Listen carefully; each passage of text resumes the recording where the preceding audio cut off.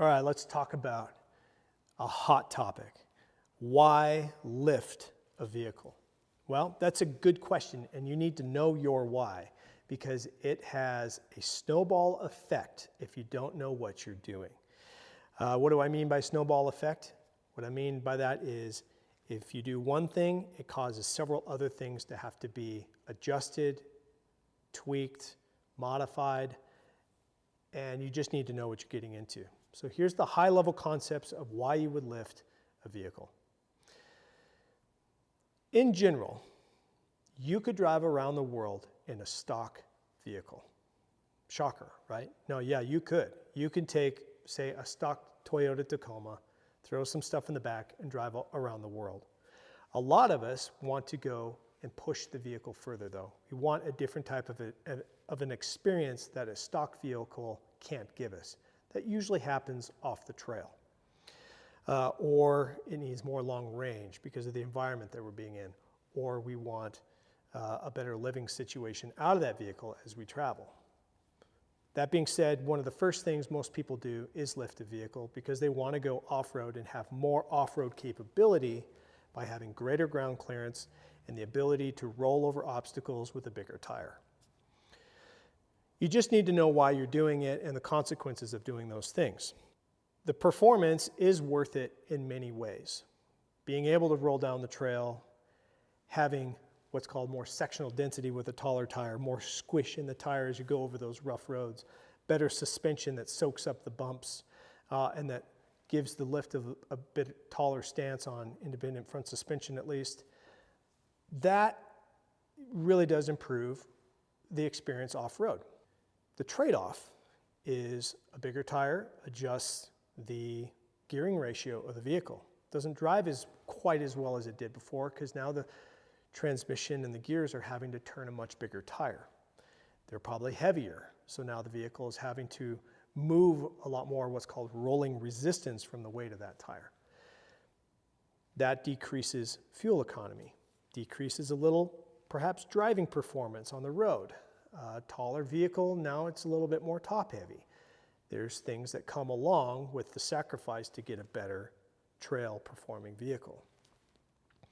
Now you can do it right. That doesn't mean that all of this stuff is bad or dangerous. We all do it, right? It's obviously worth it.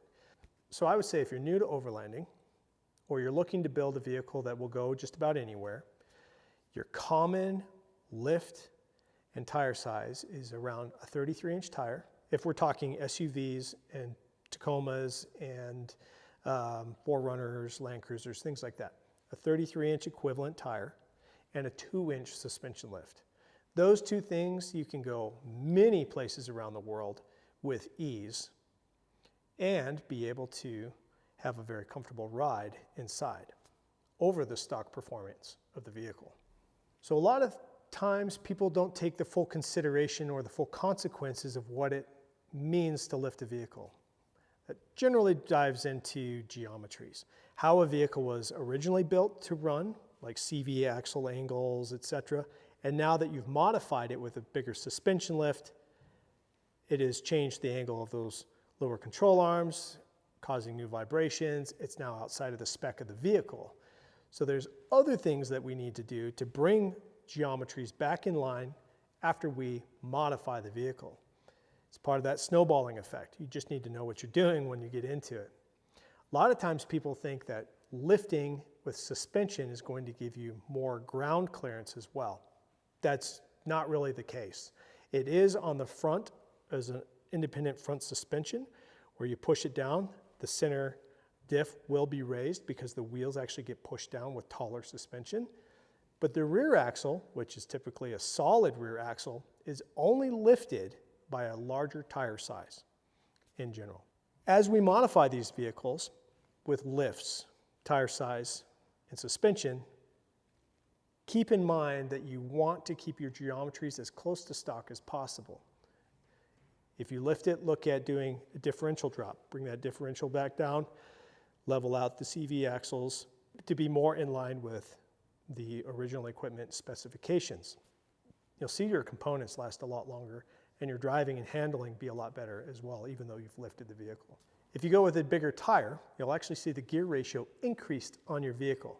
It's having to work harder to turn those tires. You may want to consider doing a gear reduction in the differentials to bring the gearing back down. That brings it more in line with spec of the vehicle now with a bigger tire. With the lift, you'll also run into rubbing. As a wheel compresses into a wheel well, if it's an overly sized tire that the vehicle wasn't designed for, you will often get rubbing. The tire rubs into the body frame, the fenders, the wheel well, shrouds, you name it. Also, if you add additional wheel spacing or put a bigger, fatter, wider tire on it, now when you go to full locks, left and right, it may rub against the frame or interfere with components in that way. So it's obvious that there's a lot of things to consider when lifting a truck. I do guarantee that it's worth it, especially if you're going to be doing a lot of off-road travel, long distance remote travel. Better suspension, better tires, getting that lift for better ground clearance is worth it. It gives you peace of mind when you're going down those hard roads. Just know what you're doing before you hop in.